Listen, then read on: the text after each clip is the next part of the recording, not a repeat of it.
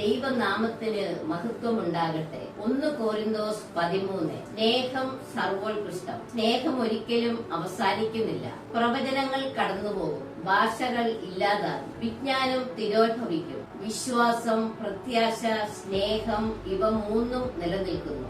എന്നാൽ സ്നേഹമാണ് സർവോത്കൃഷ്ടം.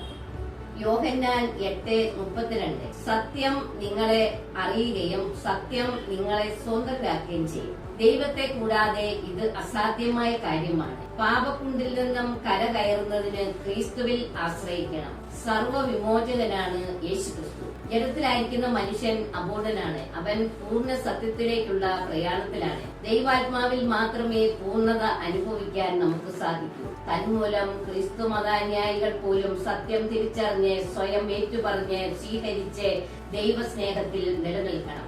ആത്മാവിൽ വീണ്ടും ജനനമുണ്ടാകണം. ഇത് നിരന്തര പ്രക്രിയയാണ്. അതുകൊണ്ടാണ് വിശുദ്ധരായവരുടെ ഔദ്യോഗിക പ്രഖ്യാപനം മരണശേഷം മാത്രമാകുന്നത്. കർത്താവ് ഈശോ മിശിഹായെ നേടുന്നവൻ ദൈവസ്നേഹത്തിലുള്ളവൻ പരമസത്യവും ജീവനും പ്രഖ്യാപിക്കുന്നു. വിശ്വസിക്കുക, പ്രത്യാശിക്കുക, ദൈവസ്നേഹത്തിൽ ജീവിക്കുക.